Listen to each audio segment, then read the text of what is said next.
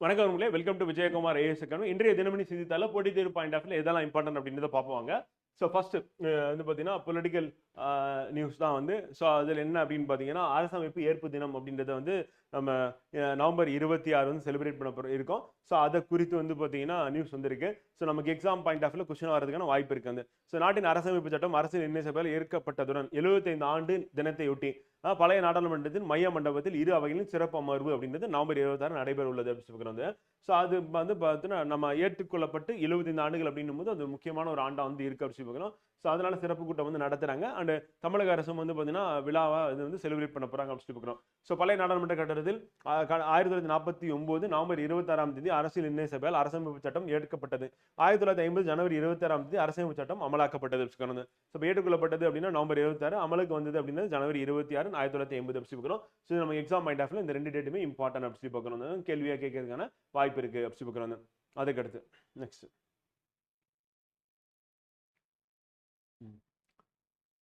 ரெண்டு இடத்துல வந்து பார்த்தீங்கன்னா இதை பற்றி டிஸ்கஸ் பண்ணியிருக்காங்க. என்சிசி அப்படின்றது உலகிலேயே மிகப்பெரிய இளைஞர் அமைப்பான என்சிசி ஏற்படுத்தப்பட்டது 24/11/1948 அப்படி சொல்லி பார்க்குறோம். உருவாக்கப்பட்டது. அதன் 76வது ஆண்டு விழா அப்படி சொல்லி பார்க்குறோம். மன் கி பாத்தில் வந்து பிரைம் மினிஸ்டர் வந்து இதை பற்றி பேசியிருக்காரு. ஸோ அவரும் ஒரு என்சிசி ஸ்டூடெண்ட்டாக நான் இருந்திருக்கேன், ஸ்கூல் காலேஜில் நம்ம என்சிசி தான் ரீகால் பண்ணுவோம் அப்படின்னு சொல்லியிருக்காரு. ஸோ அதனுடைய ஏற்படுத்தப்பட்ட தினம் அப்படின்றது வந்து 24 நவம்பர் 1948, 76 ஆண்டுகளாக இருக்கு. ஸோ இன்றைய தினம் அப்படி சொல்லி பார்க்குறோம். ஸோ அது நமக்கு எக்ஸாம் பாயிண்ட் ஆஃப் வியூல இம்பார்ட்டன்ட் கேள்வியாக வர்றதுக்கான வாய்ப்பு இருக்கு அப்படி சொல்லி பார்க்குறோம்.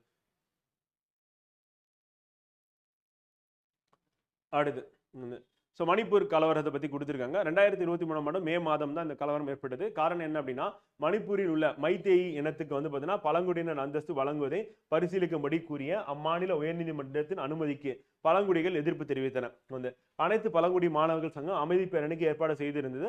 அப்பேரணியில் ஏற்பட்ட மோதல் மாநிலம் முழுவதும் பரவி வன்முறையாக உருவெடுத்தது.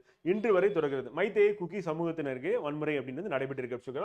இன்னும் இது வந்து பார்த்தீங்கன்னா அந்த வன்முறை அப்படின்றது வந்து குறையவே இல்லை. காரணம் என்ன அப்படின்னு வந்து பார்த்தீங்கன்னா அந்த இடஒதுக்கீடு தொடர்பான பிரச்சனை அப்படி சொல்லி பார்க்குறோம். ஸோ இதே தான் பங்களாதேஷ்லையும் நடந்தது. இதுக்கு முன்னாடி ஷேக் ஹசீனா அவங்க நாட்டை விட்டு வெளியே போகிறதுக்கான இந்த இடஒதுக்கீடு பிரச்சனை தான் அப்படி சொல்லி பார்க்குறோம். மாணவர்கள் தான் போராட்டம் நடத்தினாங்க. பட் இருந்தாலும் மத்திய அரசு வந்து பார்த்தீங்கன்னா இன்னும் இந்த மணிப்பூர் கலவரத்தை வந்து அடக்கிட்டேன் அப்படின்னு சொல்லி சொன்னாலும் திருப்பி வந்து பார்த்தீங்கன்னா அது என்ன சொல்றதுன்னா அங்கங்கே வந்து கலவரம் வந்து நடந்துகிட்டே தான் இருக்கு அப்படி சொல்லி பார்க்கணும். அடுத்து இப்போ மகாராஷ்டிராவில் வந்து பார்த்தீங்கன்னா சிவசேனாவும் அதே மாதிரி பாஜகவும் ஆட்சியில் இருந்தாங்க. இப்போ எலெக்ஷனை ஃபேஸ் பண்ணி திருப்பியும் அவங்க ஆட்சியில் அமர போறாங்க அப்படின்னு பார்க்குறோம். ஸோ அதில் சிவசேனா கட்சி தலைவர் வந்து ஏக்நாத் சிண்டியா இருக்கல, அவருடைய அரசின் வந்து லக்கி பகான் யோஜனா அப்படின்றது அன்பு சகோதரி திட்டம் மூலம் ஏழை பெண்களுக்கு மாதாந்திரம் 1500 வழங்குவது, இளைஞர்களுக்கு தொழில் பயிற்சி திட்டம், விவசாயிகளுக்கு இலவச மின்சாரம், மும்பைக்கு வரும் தனியார் வாகனங்களுக்கு சங்க கட்டணம் ரத்து, இந்த மாதிரி வந்து அதிரடியாக ஒரு 6 மாதம் முன்னாடியே பல இதை வந்து அறிவிச்சு மட்டும் இல்லாமல் செயல்பாட்டுக்கும் கொண்டு வந்தாங்க.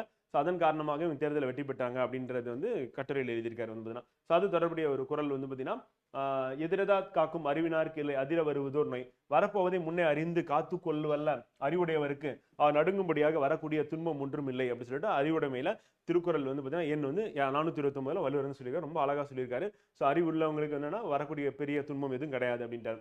பெண்களுக்கு எதிரான வன்முறை வந்து காரணம் என்ன அப்படின்னா, இந்த ஆர்டிகல் வந்து நவம்பர் 25 சர்வதேச பெண்களுக்கு எதிரான கொடுமை ஒழிப்பு நாள் அப்படின்னு சொல்லி பார்க்குறோம். ஸோ அதனால இது வந்து பார்த்தீங்கன்னா கட்டுரை எழுதியிருக்காங்க. இதுல என்ன டிஸ்கஸ் பண்ணியிருக்காங்க அப்படின்னு பார்ப்போம். நாட்டில் அதிக மக்கள் தொகை கொண்ட மாநிலமான உத்தரப்பிரதேசம் பெண்களுக்கு எதிரான குற்றங்களில் முதலிடத்திலும் அதனை ஒட்டி வந்து பார்த்தீங்கன்னா ராஜஸ்தானும் மகாராஷ்டிராவும் உள்ளது. ஃபர்ஸ்ட் வந்து உத்தரப்பிரதேசம், 2வது ராஜஸ்தான், 3வது வந்து மகாராஷ்டிரம் அப்படின்னு சொல்லி பார்க்குறோம். ஸோ பெண்கள் மீதான ஆண்களின் பார்வைக்கு அவர்களின் இளமை கால வளர்ப்பு முறை அடிப்படை காரணமாகும். அப்ப இதுல யாருக்கு பங்கு இருக்குன்னா பெண்களுக்கே பங்கு இருக்கு, குறிப்பா தாய்மார்களுக்கு பங்கு இருக்கு அப்படி சொல்லி பார்க்கணும். வந்து அடுத்து 1961 வரதட்சணை சட்டவிரோத சட்டத்தையும் 1983 வரதட்சணை கொடுமைக்கு எதிரான 498A என்ற சட்டப்பிரிவையும் இந்திய அரசு அமல்படுத்தியது. வந்து உலக வங்கியின் புள்ளி விவரப்படி இந்திய கிராமப்புறங்களில் நடைபெறும் 95% திருமணங்களில் வரதட்சணை தரப்படுவதாக தெரிய வருகிறது சொல்றாங்க. ஸோ இதுனா வேர்ல்டு பேங்குடைய புள்ளி விவரத்திலே வந்து சொல்றாங்க. வந்து வரதட்சணை அப்படின்றது ஒரு பெரிய ஒரு பிரச்சனையா வந்து இருக்கு. பெண்கள் வன்கொடுமைக்கு உள்ளாக்கப்படுவதற்கு அது முக்கிய காரணமாக இருக்கு சொல்றாங்க. நம் வாழ்வில் தாயாக, சகோதரியாக, மனைவியாக, மகளாக, ஆண் வர்க்கத்திற்கு பல தியாகங்களை செய்து நம் முன்னேற்றத்துக்கு பெரிதும் உதவியாக இருப்பவர்கள் பெண்கள். அவர்களுக்கு எதிரான வன்முறைகளை அடியோடு ஒழிப்பது நம் அனைவரையும் கூட்டு பொறுப்பு என்பதையும் நாம் உணர்ந்து செயல்பட வேண்டிய நேரம் இது அப்படின்னு சிறப்பாக கட்டுரை வந்து முடிச்சிருக்காங்க. ஸோ இதை வந்து நம்ம வந்து கன்க்ளூஷனாக கூட ஏதாவது தேவைப்பட்டுச்சுன்னா மெயின்ஸ்ல வந்து யூஸ் பண்ணிக்கலாம். அதே மாதிரி இந்த அறிவுரை வந்து பார்த்தீங்கன்னா அனைவருக்கும் பொருத்தமா இருக்கும் அப்படி பார்க்குறோம். நவம்பர் 25 சர்வதேச பெண்களுக்கு எதிரான கொடுமை ஒழிப்பு நாள் அப்படி பார்க்குறோம்.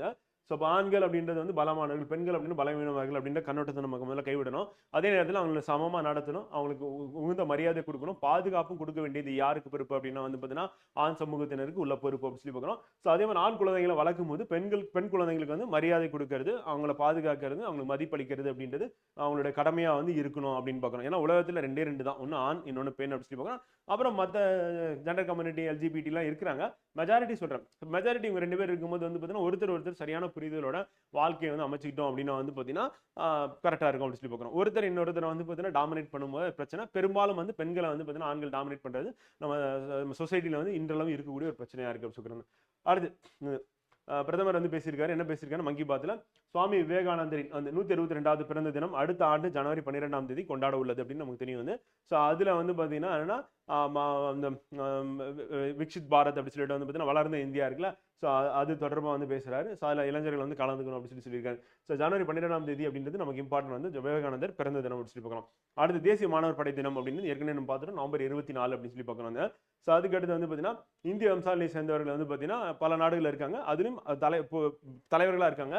இப்போ எக்ஸாம்பிள் கயானா அதிபர் வந்து இர்ஃபான் அலி அப்படின்னு இந்திய வம்சாவளியை சேர்ந்தவர் அப்படின்னு பார்க்குறோம். ரீசெண்டாக கயானா நாட்டுக்கு வந்து நம்ம பிரதமர் வந்து போனார் அப்படின்னு சொல்லி பார்க்குறோம். அவங்களுடைய உயரிய விருது வந்து அவருக்கு கொடுத்துருந்தாங்க அப்படின்னு சொல்லி பார்க்குறோம். ஸோ அது இம்பார்ட்டன் வந்து எக்ஸாம் பாயிண்ட் ஆஃப் வியூ வந்து மந்திரி கரண்ட் அஃபேர்ஸ்ல உங்களுக்கு அந்த அவார்டு மற்றது எல்லாமே கவர் ஆகிடும் வந்து.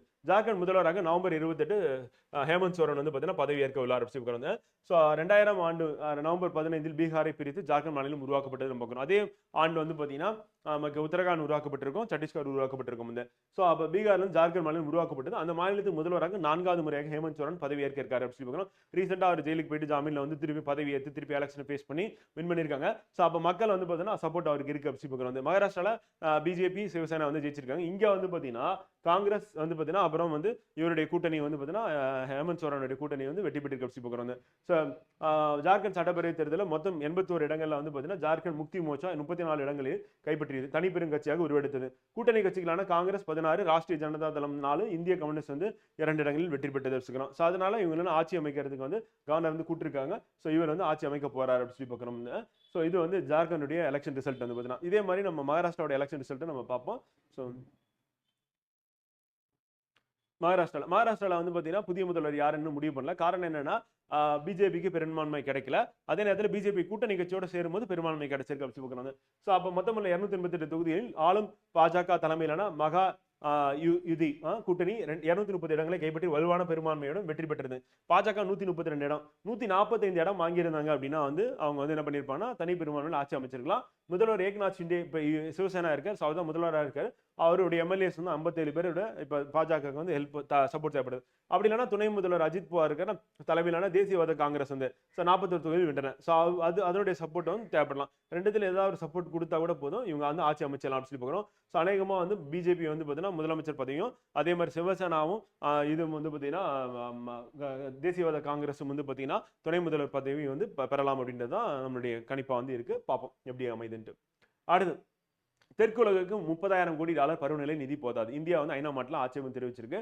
ஏன்னா எவ்வளவு எதிர்பார்த்திருக்கோம் அப்படின்னா வந்து பார்த்தீங்கன்னா கிட்டத்தட்ட 1.3 லட்சம் கோடி நம்ம எதிர்பார்த்தோம். ஆனால் அவங்க கொடுத்துருக்கு 30,000 கோடி. இது வந்து பத்தவே பத்தாது. ஸோ வளர்ந்த நாடுகள் வந்து வளரும் நாடுகளுக்கு வந்து பார்த்தீங்கன்னா மிகப்பெரிய உலகம் வெப்பமயமாதல சந்திக்க உள்ள பிரச்சனை சந்திக்கிறது. அதுக்கு வந்து போதுமான சப்போர்ட் வந்து பண்ணலை அப்படின்றத நம்மளுடைய குறைபாடு. ஸோ அஜர்பைஜானில் நடைபெற்று வரும் ஐநா பருவநிலை மாநாட்டில் அறிவிக்கப்பட்டுள்ள தெற்கு உலகுக்கான வருடாந்திர $30,000 கோடி பருவநிலை நிதி தொகுப்பு மிக குறைவு என்று இந்தியா ஆட்சேபம் தெரிவித்தது அப்படின்னு சொல்கிறோம். ஸோ இந்த பருவநிலை மாற்றத்தை சமாளிப்பதற்கு தெற்குலகம் கோரி வரும் 1.3 லட்சம் கோடி நிதியிலிருந்து தற்போதைய அறிவிப்பு வெகு குறைவாக இருப்பது இந்தியா உள்ளிட்ட நாடுகளின் கவலையாக உள்ளது. தெற்குலக நாடுகளின் பருவநிலை நடவடிக்கைகளுக்கு 2030க்குள் ஆண்டுக்கு குறைந்தபட்சம் 1.3 லட்சம் கோடி வந்து டாலர் தேவைப்படும் என்று மதிப்பீடுகள் கூறுகின்றன. ஆனால் 30,000 கோடி நிதியை சுருக்கி வெளிவந்துள்ளது. இந்த அறிவிப்பு மிகுந்த ஏமாற்றத்தை ஏற்படுத்தியிருக்கு இந்தியா சொல்லியிருக்கு. பருவநிலை மாற்றத்தால் வளரும் நாடுகள் மிகவும் பாதிக்கப்படுகின்றன. இந்தியா மாதிரி இருக்கக்கூடிய நாடுகள் அவற்றின் வளர்ச்சி தடைப்பட்டாலும் கூட குறைந்த கார்பன் உமிழ்வை நோக்கிய பாதைகளை ஏற்றுக்கொள்ளும் நிலைக்கு தள்ளப்பட்டுள்ளன. நம்ம குறைந்த கார்பன் உமிழ்வு அப்படின்னும் போது நிறைய நம்ம மாற்றங்கள் ஏற்படுத்தும் இருக்கு. டெக்னாலஜி வைஸ் வந்து இண்டஸ்ட்ரி வைஸ் வந்து ஸோ அப்படி மாற்றும் போது நமக்கு ஏற்படக்கூடிய இழப்பீடு அதை சமாளிக்கிறதுக்கு அரசு வந்து மானியம் சப்சிடி கொடுத்து சப்போர்ட் பண்ற மாதிரி இருக்கும். அப்படி பண்ணாதான் அந்த கார்பன் உமிழ்வை குறைக்க முடியும் அப்படின்றதான் நம்மளுடைய கோரிக்கையா இருக்கு. அடுத்து மாற்றுத்திறனாளிகள் வந்து இடஒதுக்கீடு வழிகாட்டும் நெறிமுறைகளை வந்து வெளியிடப்பட்டது மத்திய அரசு வந்து. ஸோ 40% குறைபாடு உடைய மாற்றுத்திறனாளிகளுக்கான இடஒதுக்கீட்டை முறையாக பின்பற்றி அவர்களுக்கான அரசு பணிகளை கண்டறிந்து நிரப்ப குழு அமைப்பதற்கான வழிகாட்டு நெறிமுறைகளை மத்திய அரசு வெளியிட்டது. மாநில அரசு ஃபாலோ பண்ணணும், வேற ஒன்றும் கிடையாது. ஸோ மாற்றுத்திறனாளிகளுக்கான இடஒதுக்கீடு நடைமுறை நாடு முழுவதும் ஒரே மாதிரியான பின்பற்றப்படுவதை உறுதி செய்யும் வகையில் இந்த நெறிமுறைகளை அரசு வெளியிட்டுள்ளது.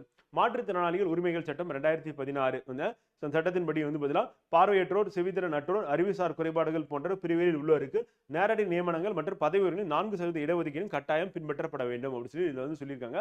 ஸோ அப்போ மாநில அரசுகளுக்கு வந்து பாத்தீங்கன்னா ஒரு கைட்லைன்ஸ் வந்து கொடுத்திருக்காங்க அப்படி சொல்லி பார்க்குறோம் வந்து.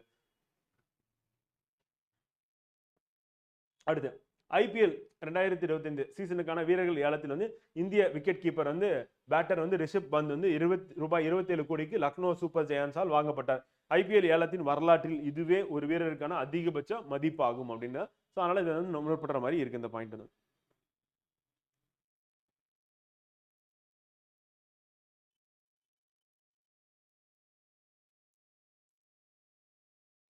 ஓகே, இன்றைய தினமணி செய்தித்தாளில் போட்டித் தேர்வு பாயிண்ட் ஆஃப்ல இதுதான் இம்பார்ட்டன்ட் அப்படி சொல்லி பார்க்குறோம். ஸோ நாளை செய்தித்தாள சந்திப்போம். நன்றி, வணக்கம்.